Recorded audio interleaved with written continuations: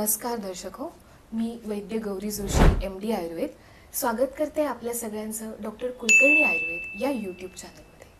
दर्शकांपैकीच काही जणांच्या विनंतीला मान देऊन आपण आजच्या चर्चासत्राचा विषय ठरवला आहे, तो म्हणजे मूतखडा किंवा मूत्राशमरी.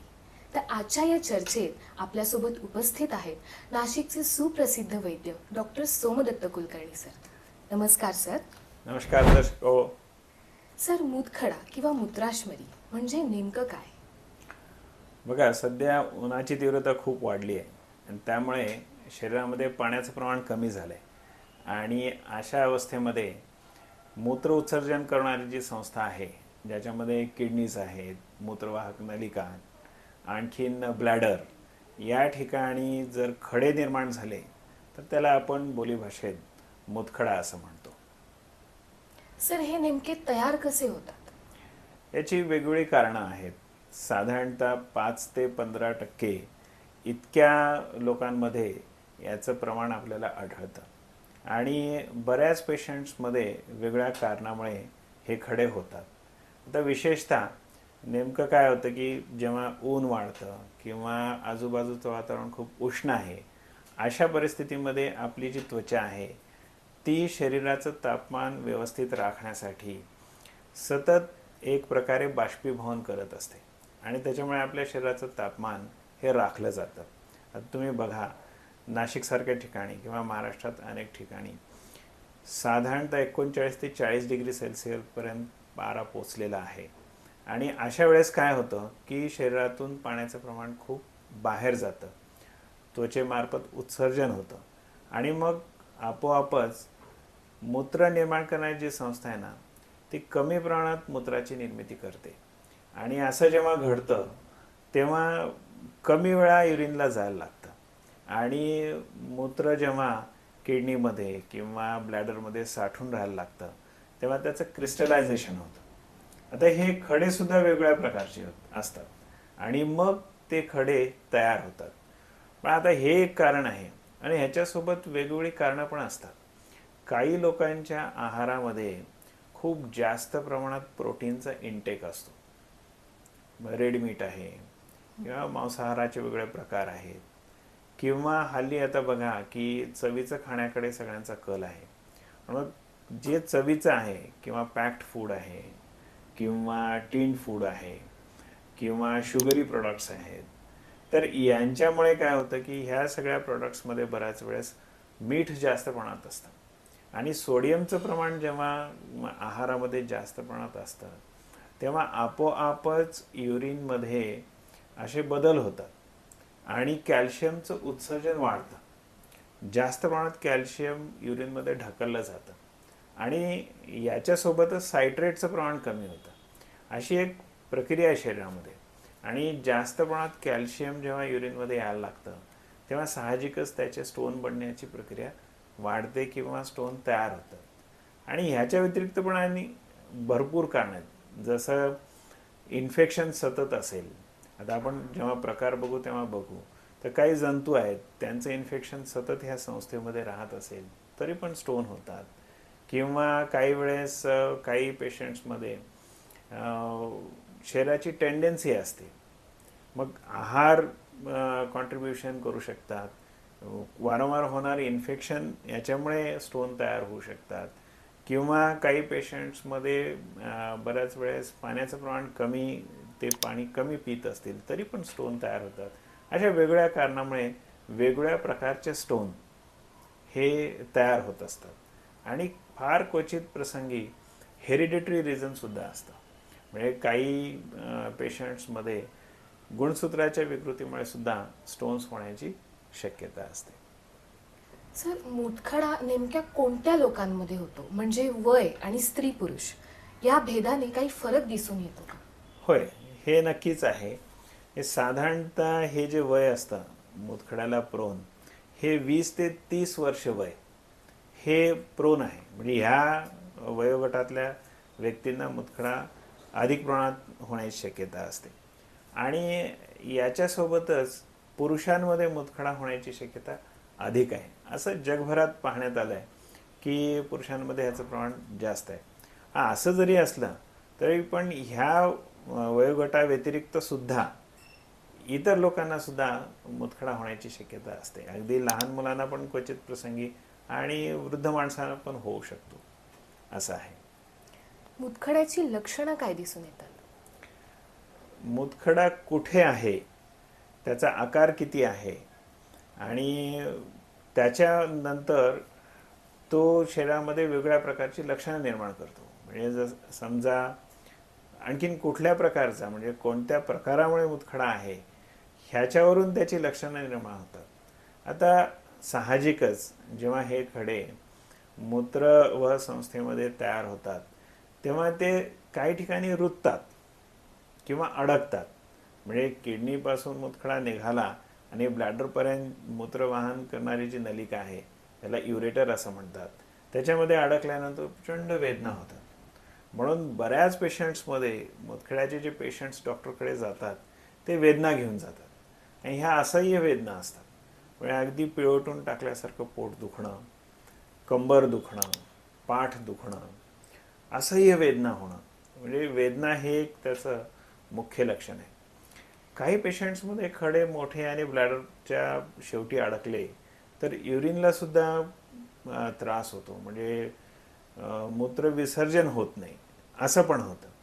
आता हे खडे जेव्हा रुततात आणि पडून राहतात तेव्हा साहजिकच बऱ्याच पेशंट्समध्ये इन्फेक्शन असतं, इन्फेक्शन होण्याची शक्यता असते आणि इन्फेक्शन झाल्यानंतर ओटी पोट दुखणं, थंडी वाजून ताप येणं किंवा बऱ्याच पेशंट्सना हे खडे रुतल्यानंतर लाल रंगाची युरिनला होणं किंवा युरिनचा रंग बदलणं, कधी तो ब्राऊन असतो कधी लाल असतो, कारण त्याच्यामध्ये लाल रक्तपेशी त्या युरिनमध्ये येतात जखमा झाल्यामुळे आणि त्यामुळे रक्तस्राव युरिनसोबत होतो, म्हणून लाल रक्ताची युरिन होणं असं पण बऱ्याच वेळेस लक्षणं जाणवतात.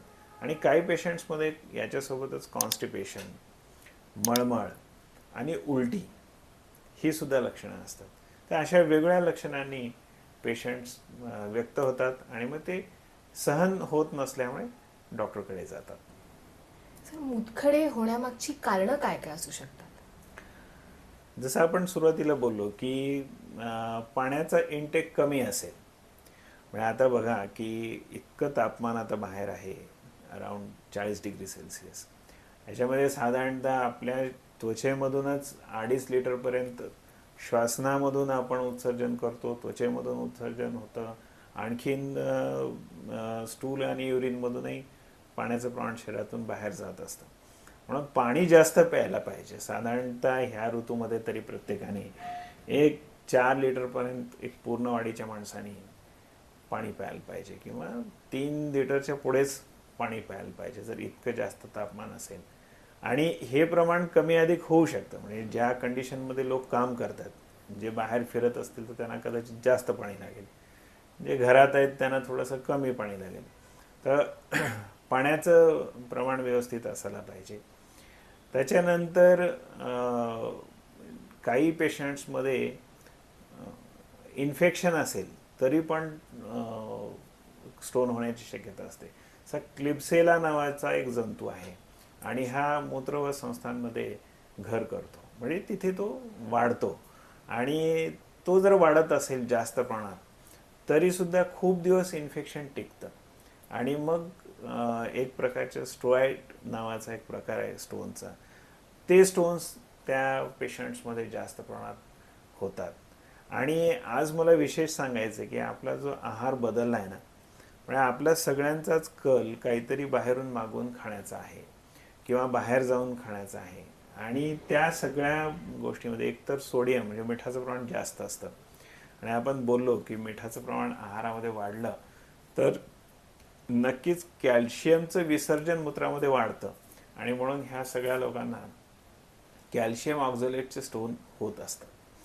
आणखीन जे पॅक्ड फूड आहे त्याच्यावर केलेल्या प्रक्रिया आणि शुगरचा वाढलेला इंटेक, शुगरी ड्रिंक्स जे आहेत त्याच्यामुळे, रेड मीट जास्त म्हणजे ज्याच्यामध्ये प्रोटीनचं प्रमाण जास्त आहे किंवा प्रोटीन असलेले पदार्थ जेव्हा आपण जास्त आहारामध्ये घेतो, पालक आहे, तर आहार हा मुख्य त्याचा भाग आहे आणि अशा ह्याच्यामुळे वेगवेगळ्या प्रकारचे स्टोन्स होतात. म्हणजे आता युरिक ॲसिडचं स्टोनचा विचार करायचा झाला तर प्रोटीनचा इंटेक वाढला, मग तो मांसाहारामधून होऊ शकतो किंवा तो डाळी वगैरे अशा पदार्थामधून होऊ शकतो.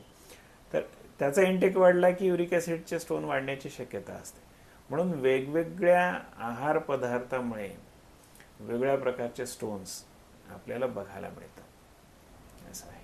सर, ओबेसिटी, डायबिटीज, गाऊट अशासारख्या डिसिजेसचा आणि मूतखड्याचा काही संबंध आहे का? अगदी नक्कीच आहे. जर आता आपण बोललो की डायबिटीसमुळे मूत्रसंस्थान जे आहे ना, मग ब्लॅडरपासून किडनीपर्यंत ह्या सगळ्या ठिकाणी जंतूचा शिरकाव तर होत असतो युजली, आणि ते तिथे सहज वाढू शकतात. त्याच्यामुळे डायबिटीस असणाऱ्या माणसाला स्टोन होणं एक सामान्य गोष्ट आहे. दुसरं, जसं आपण बोललो की गाऊट, म्हणजे याचा परत प्रोटीन इंटेकशी संबंध आहे.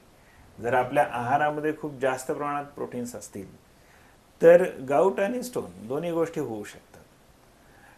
अशा वेगवेगळ्या आजाराचा संबंध आहे. जसं आता मी तुम्हाला म्हटलं की कॅल्शियम ऑक्झलेट, त्याच्याशिवाय फॉस्फरस म्हणजे कॅल्शियम फॉस्फेटचे विशेषतः जे स्टोन्स असतात ना, ते पॅराथायरॉइड ग्रंथीची विकृती झाल्यामुळे होत असतात. म्हणजे आपल्या थायरॉइड ग्रंथीच्या इथेच पॅराथायरॉइड नावाची ग्रंथी आहे, आणि ती जर जास्त प्रमाणात काम करायला लागली तर निश्चितच कॅल्शियमचं प्रमाण किंवा उत्सर्जन वाढतं, आणि अशा केसेसमध्ये सुद्धा स्टोन होण्याची शक्यता वाढते. म्हणून आजाराचा आणि स्टोन होण्याचा नक्कीच संबंध आहे. सर, यांचे प्रकार काय काय आहेत? आता आपल्याकडे साधारणतः 5 वेगवेगळे प्रकार आढळतात. म्हणजे कॅल्शियम ऑक्झलेट हा जो प्रकार आहे ना, तो 80% लोकांमध्ये याचे जास्त खडे आढळतात. आणि याच्यामध्ये काय होतं की मूत्राचं जे स्वरूप आहे ते पण बदलतं.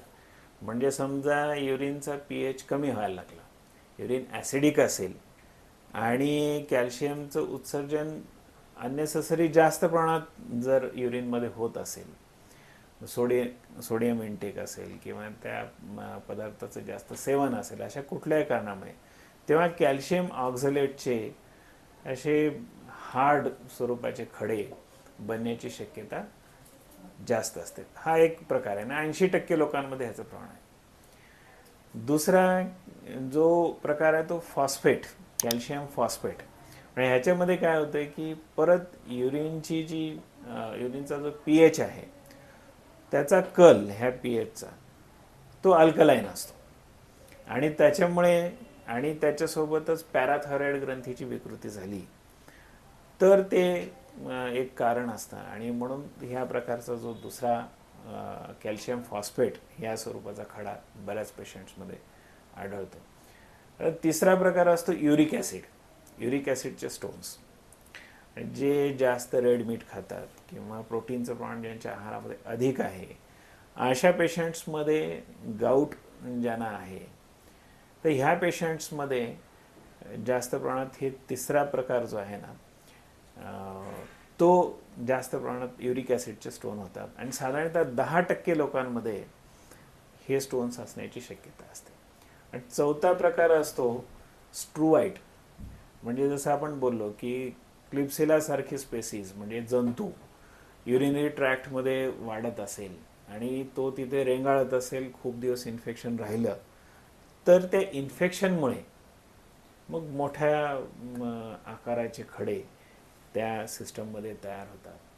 आणि 5वा प्रकार जो आहे तो सिस्टीन युरिया. म्हणजे काय होतं की हेरिडेटरी कंडिशन आहे, अनुवंशिक कंडिशन आहे. त्याच्यामध्ये काय होतं की अमायनो ॲसिड्सचं प्रमाण युरिनमध्ये किंवा त्याचं लिकेज होतं युरिनमध्ये जास्त प्रमाणात, आणि मग सिस्टीन युरिया नावाची कंडिशन तयार होते, आणि ते सिस्टीनचे स्टोन्स या पेशंट्समध्ये बघायला मिळतात. असे 5 मुख्य प्रकार आहेत जे आपल्याला साधारणतः लोकांमध्ये आढळतात. सर, एखाद्या विशिष्ट ऋतूमध्ये याचा जास्त त्रास होतो असं काही आहे का? नक्कीच आहे. आता आपण म्हटलं की उष्णता जेव्हा जेव्हा वाढेल ना, म्हणजे साधारणतः आपल्याकडे उन्हाळ्याच्या अगोदर म्हणजे उन्हाळ्यात आता वसंत ऋतू सुरू आहे किंवा ग्रीष्म ऋतू, म्हणजे साधारणतः स्टोनचे जे पेशंट आहेत ना, बहुतेक ते सगळे फेब्रुवारी, मार्च, एप्रिल आणि मेचे काही दिवस या काळामध्ये म्हणजे साधारणतः उन्हाळ्यामध्ये जास्त असतात. आणि असंच एकदा दिवाळीच्या दरम्यान म्हणजे सप्टेंबर महिन्याच्या दरम्यान ऑक्टोबरचे काही दिवस, तेव्हा आपल्याकडे शरद ऋतू असतो, तेव्हाही उष्णता वाढलेली असते आणि तेव्हा सुद्धा स्टोन्सचे आपल्याला पेशंट्स जास्त प्रमाणात आढळतात. कोणत्या प्रकारच्या आहारामुळे मुतखडा होण्याचं प्रमाण वाढतं? हा, हे निश्चितच आहे. जसं आपण बोललो की पालक आहारामध्ये जास्त प्रमाणात असेल किंवा प्रोटीन इंटेक जास्त प्रमाणात असेल, जसं की रेड मीट आहे, पोर्क आहे, म्हणजे देशभरात वेगवेगळ्या प्रकारचं अन्न लोक सेवन करतात, पण त्यात मुख्य धागा हाच आहे की प्रोटीनचा इंटेक वाढला, त्याच्यासोबत सोडियमचं इंटेक जेव्हा वाढतं ना, म्हणजे जे प्रिपेअर्ड फूड असतं, पॅक्ड फूड आहे, टीन फूड आहे किंवा जे रेडी टू ईट असं फूड आहे, तर ह्या सगळ्यामध्ये मिठाचं प्रमाण जास्त असतं. काही वेळेस प्रिझर्वेटिव्ह म्हणून ते टाकलेलं असतं. तर अशा सगळ्या ह्याच्यामध्ये सोडियमचं प्रमाण वाढतं आणि मग त्याच्यामुळे स्टोन होतात. कॅल्शियम अतिप्रमाणात मूत्रात ढकललं जातं आणि स्टोन होण्याची शक्यता वाढते. तसं शुगरी ड्रिंक्स जे आहेत ना, आता बघा तुम्ही आजकाल घरोघरी सुद्धा असे sugary drinks, carbonated sugary drinks सर्व केले जातात आणि ते सुद्धा जर आहारामध्ये असतील तर नक्कीच स्टोन होण्याकडे त्या लोकांचा कल असतो. म्हणून चॉकलेट किंवा आईस्क्रीमचे वेगळे प्रकार किंवा sugary drinks, टीन्ड food, packed food, ह्या सगळ्या गोष्टीमुळे पालक नक्कीच स्टोन होण्याचं प्रमाण वाढतं. एकदा मुतखडा झाल्यास पुन्हा पुन्हा होण्याचे किती चान्सेस असतात? हा, हे आहेच. कारण बघा की युजली असं बघायला मिळतं की साधारणतः एकदा मुतखडा झाला आणि त्याचे आपण उपचार केले तर 50% लोकांमध्ये परत 5 वर्षानंतर स्टोन होण्याची शक्यता असते. आणि असाही अभ्यास जगभरात आहे की 10 वर्षानंतर परत 80% लोक ती समस्या घेऊन डॉक्टरकडे जातात. म्हणजे याचा रिकरन्स आहे. जर आपण ज्या कारणामुळे मुतखडा झालाय ते कारण आपण दूर केलं नाही, वेगळ्या पेशंटमध्ये वेगळी कारण आहेत, जसं आपण त्याची चर्चा केली, तर नक्कीच याचा रिकरन्स खूप मोठ्या प्रमाणात आहे. सर, याची ट्रीटमेंट कशी केली जाते? ट्रीटमेंट करताना पहिल्यांदा तर आपल्याला जे कारण आहे ते दूर करायला पाहिजे. समजा आहारामुळे एखाद्याला जर स्टोन होत असेल तर ते आपण बाजूला करायला पाहिजे. जसं आत्ता आपण चर्चा केली, ते सगळे पदार्थ बंद करायला पाहिजे. म्हणजे आउटसाईड इटेबल्स असतील, शुगरी ड्रिंक्स आहेत, सोडियमचं इंटेक आहे. आता हे एक कारण म्हणजे दूर करण्यासारखं आहे. दुसरं म्हणजे बऱ्याच वेळेस या पेशंट्समध्ये वॉटर इंटेक वाढवून सुद्धा आपल्याला जर छोटे स्टोन्स असतील तर त्याचे उपचार करताना वॉटर इंटेक जर वाढवला आपण तर ते मूत्राच्या प्रवाहासोबत निघून जाऊ शकतात आणि तसे जातात सुद्धा. पेशंट्सला ते जाणवतं, पेशंट्स ते धरून सुद्धा आपल्याकडे बरेच पेशंट्स आहेत जेव्हा आपण उपचार करतो तर ते करताना ते खडे पण घेऊन येतात. आणि साधारणतः हे 6 मिलीमीटरपेक्षा कमी आकाराचे जे खडे असतात ना, ते मूत्रमार्गातून सहज पास होतात आणि त्याचा वॉटर इंटेक वाढवला तर फायदा होतो. दुसरं म्हणजे आता ॲलोपॅथीमध्ये तुम्ही म्हणाल तर काही स्टोन फोडण्याची म्हणजे मशीनद्वारे अशी काही उपचार पद्धती आहे, लिथोट्रिप्सी ज्याला म्हणतात. मग ते स्टोन फोडून मग ते बारीक करून मग एकतर मूत्राचं प्रमाण वाढवणे किंवा काही वेळेस ते ऑपरेशन करून काढून घेणे, असे पण उपचार केलेले आहेत. आणि याच्या व्यतिरिक्त आयुर्वेदामध्ये मात्र खूपच चांगले उपचार आहेत. आयुर्वेदामध्ये काही स्पेसिफिक वनस्पती आहेत, ते तज्ज्ञांच्या सल्ल्याने आपण घ्यायला पाहिजे, ज्याच्यामध्ये बऱ्याच वेळेस युरिनचा pH ह्या आयुर्वेदिक वनस्पतीच्या सेवनामुळे करेक्ट होतो.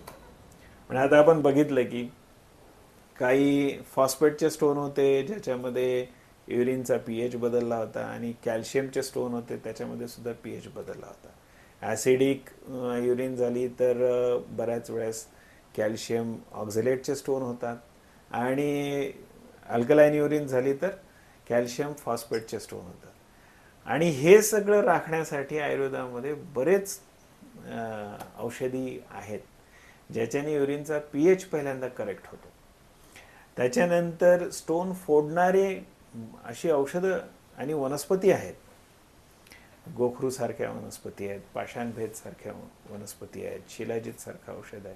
अर्थात हे तज्ज्ञाच्या सल्ल्यानेच वापरायचं आहे. मी एक चर्चा म्हणून आपल्याला एक आरोग्य शिक्षण म्हणून ह्या वनस्पतीची नावं सांगितलेली आहेत. तर अशी आयुर्वेदामध्ये खूप वनस्पती आहेत. तर त्या वनस्पतीचा वापर, त्यांच्यापासून तयार केलेली औषधं, काढे, त्यांच्या गोळ्या, काही क्षार आहेत, ते सुद्धा स्टोन फोडण्यासाठी फार मदत करतात. त्या औषधाचे असे वेगवेगळे प्रकार आहेत आयुर्वेदामध्ये.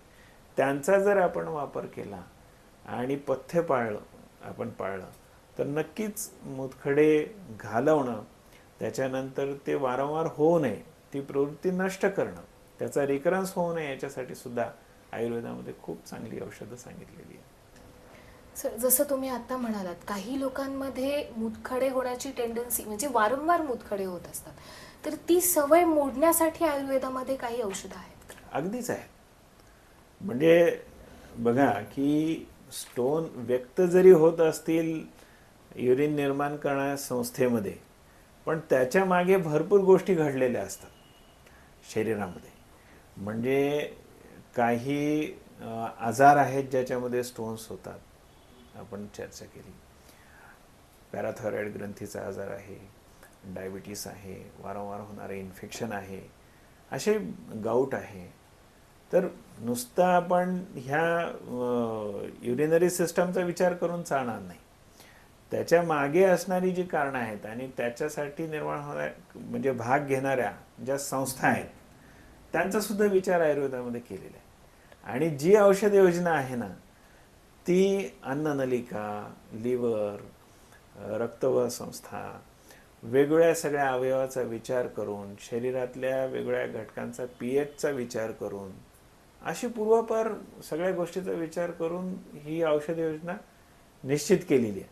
आज मॉडर्न सायन्सचा अभ्यास केल्यावर बऱ्याच गोष्टीचा उकल होतो की अरे ही औषधं वेगळ्या सिस्टमवर कशी काम करतात, आणि ॲसिडिक युरिन असेल किंवा अल्कलाईन युरिन असेल तर त्याचा पीएच सुद्धा मेंटेन करण्यासाठी कशी ती उपयोगी ठरतात. पण अशा वेगवेगळ्या गोष्टींचा विचार करून औषधाची योजना केल्यामुळे ह्याची जी टेंडन्सी आहे किंवा रिकरन्स आहे तो नक्कीच टाळता येतो. सर, यामध्ये पंचकर्म उपचारांचा फायदा होतो का? नक्कीच होतो. आता बघा की खूप जास्त प्रमाणात पेन असेल तर साधा तेलाच्या बस्तीचा सुद्धा उपयोग होतो, मात्रा बस्तीचा उपयोग होतो. बरेच वैद्य महाराष्ट्रामध्ये हे प्रत्यक्ष करतात आणि पेशंट त्याचा अनुभव घेतात. तसेच काही पेशंट्समध्ये विरेचन नावाची ट्रीटमेंट उपयोगी ठरते. काही पेशंट्समध्ये लघवीचं प्रमाण वाढवणारी सुद्धा आयुर्वेदामध्ये मूत्रावरची चिकित्सा आहे, ती उपयोगी ठरते. म्हणून स्वेदन करणं किंवा विरेचन करणं, बस्ती ट्रीटमेंट करणं, अशा स्पेसिफिक काही पंचकर्माच्या प्रक्रिया आहेत, त्यांचा नक्कीच उपयोग होतो. सर, अशा रुग्णांनी आहाराच्या बाबतीत कोणत्या गोष्टी टाळल्या पाहिजेत? हे फार महत्त्वाचं आहे. कारण पहिल्यांदा तर आहार तेच बऱ्याच पेशंट्समध्ये कारण असतं. म्हणून पालक आहे किंवा जास्त प्रथिनयुक्त जे डाएट आहे, आहार आहे, त्याच्यामध्ये रेड मीट, पोर्क किंवा एग्स हे बेतानी खायचं आहे. त्याच्यानंतर पाण्याचं प्रमाण वाढेल, मूत्राचं प्रमाण वाढेल, हे पण बघायचं आहे. त्याच्यासाठी गोखरूची भाजी आपल्याकडे फार पूर्वीपासून लोक खातात. खेडेगावामध्ये म्हणजे उजाड जमिनीवर येणारी ही वनस्पती आहे आणि गावातल्या लोकांना सगळ्यांना माहीत आहे. तर ती वनस्पती पाषाणभेद नावाची वनस्पती आहे, त्यांचा उपयोग आहे. आणि विशेष म्हणजे जे शुगरी ड्रिंक्स आहेत ते आपण टाळायला पाहिजे. बाहेरचं खाणं मुख्य म्हणजे तेच टाळायला पाहिजे. तर हे जर आपण टाळलं तर नक्कीच याचं प्रमाण स्टोन होण्याचा कल आणि प्रमाण कमी राखलं जातं. सर, मुतखड्यांचे कॉम्प्लिकेशन्स काय असू शकतात? हे फार महत्त्वाचं आहे. बऱ्याच वेळेस काय होतं की मुतखड्याची ट्रीटमेंट लक्षणं कमी झाली म्हणजे पेशंट बंद करतात, पण तसं नाही. कधी कधी काय होतं, 2-4 खडे पडूनही जातात, पण खडे कितीही असू शकतात, कोणत्याही आकाराचे असू शकतात, आणि त्याच्यामुळे वेगवेगळे कॉम्प्लिकेशन्स होतात. जर समजा साधं एक कॉम्प्लिकेशन सांगतो, युरिनरी ट्रॅक्ट इन्फेक्शन. जर समजा ट्रॅक्टमध्ये खड्यामुळे जखमा झाल्या, तिथे जंतू संसर्ग सहज होतो, आणि हा जंतू संसर्ग समजा ह्या डायबिटीस असणाऱ्या पेशंटला झाला तर तो किडनीपर्यंत जातो, आणि मग किडनी बऱ्याच वेळेस अफेक्ट होते आणि त्याचे खूप कॉम्प्लिकेशन्स होतात. म्हणून इन्फेक्शन हे एक कॉम्प्लिकेशन आहे. हिमॅच्युरिया म्हणजे जास्त प्रमाणात युरिनमधून रक्त सतत जाणं, 8-8 दिवस लघवीमधून रक्त जाणं. काही तर पेशंट असे आहेत की त्यांना दुसऱ्या काही कारणामुळे रक्त पातळ करणारी ट्रीटमेंट चालू असते, आणि त्यांना जर खडा झाला तर त्यांचं रक्त तर 8-8 दिवस युरिनमधून जातं, जखमा होतात, मग त्याच्यामुळे इन्फेक्शन होतं आणि पुन्हा कॉम्प्लिकेशन्स होतात. मग पेशंटला ताप येणं, उलट्या, मग हॉस्पिटलमध्ये ॲडमिट करणं, इथपर्यंत हे प्रकार घडतात. काही पेशंट्समध्ये जेव्हा स्टोन जास्त मोठे असतात तेव्हा त्यांच्यामध्ये किडनी फेल्युअरपर्यंत हे प्रकरण जाऊ शकतं. शिवाय काही पेशंट्सना याच्यामुळे ब्लड प्रेशर वाढतं. अगदीच ते तात्पुरत्या स्वरूपात असतं, याची ट्रीटमेंट केल्यानंतर ते कमी होतं, पण ब्लड प्रेशर वाढणं, हायपरटेन्शन असं पण होऊ शकतं. आणि सेप्सिस म्हणजे जंतुसंसर्ग खूप दिवस टिकला तर त्याच्यामुळे पूर्ण शरीरामध्ये त्याचे दुष्परिणाम दिसायला लागतात. म्हणून अशा वेगवेगळ्या स्वरूपाचे कॉम्प्लिकेशन्स ह्या पेशंटमध्ये नक्की बघायला मिळतात जर दुर्लक्ष केलं तर. सर, यामध्ये तपासण्या कुठल्या कुठल्या करायला लागतात? आता सगळ्यात महत्त्वाची तपासणी काय असते की पेशंट जेव्हा आला तर हिस्ट्री महत्त्वाची. म्हणजे आपण सखोल जर हिस्ट्री घेतली तर आपल्याला लक्षात येतं की या पेशंट्सना कुठेतरी कॅल्क्युलस म्हणजे स्टोन आहे, मुतखडा आहे, आणि हे सहज निदान करण्यासाठी युरिन एक्झामिनेशन फार महत्त्वाची असते. मग आता आपण बोललो आहे की युरिनमध्ये इन्फेक्शन असेल तर पस सेलचं प्रमाण नक्कीच वाढतं, त्याची स्पेसिफिक ग्रॅव्हिटी वाढते. युरिनमध्ये RBCs म्हणजे लाल रक्तकण असतील, रक्तस्राव होत असेल तर ते त्याच्यामध्ये दिसतात. आणखीन बऱ्याच वेळेस याचे ऑक्झलेट्सचे कणसुद्धा त्याच्यामध्ये काही वेळेस युरिनमध्ये दिसतात. अशा किंवा त्याचा pH किती आहे, ह्या सगळ्या गोष्टीवरून काही आडाखे बांधता येतात, म्हणजे क्लूज मिळतात उपचारासाठी, निदानासाठी. म्हणून युरिन एक्झामिनेशन महत्त्वाची ठरते. त्याच्यासोबत एक्सरे आणि सोनोग्राफी आणि CT स्कॅन ह्या 3 गोष्टी महत्त्वाच्या आहेत. आता काही काही स्टोन आहेत ना, ते खूप छोटे असतील तर ते एक्सरेमध्ये येत नाहीत, किंवा युरिक ॲसिड सारखे स्टोनसुद्धा एक्सरेमध्ये पटकन दिसत नाहीत. त्याच्यापेक्षा थोडं अधिक कारगर म्हणजे काय की सोनोग्राफी आहे. ह्याच्यामध्ये बहुतेक सगळे स्टोन्स आपल्याला दिसतात, ते कुठे अडकलेत त्याचं लोकेशनसुद्धा फिक्स करता येतं. आणि CT स्कॅन जर आपण केला तर आपल्याला नक्की सगळ्या गोष्टी समजतात. तसं सोनोग्राफीमध्ये सुद्धा त्याचं आकारमान समजतं, ठिकाण समजतं, आणि CT स्कॅनमध्ये तर नक्कीच सगळ्या गोष्टी डिटेलमध्ये आपल्याला समजतात. धन्यवाद सर, तुम्ही आज खूप चांगलं मार्गदर्शन आपल्या दर्शकांना केलं.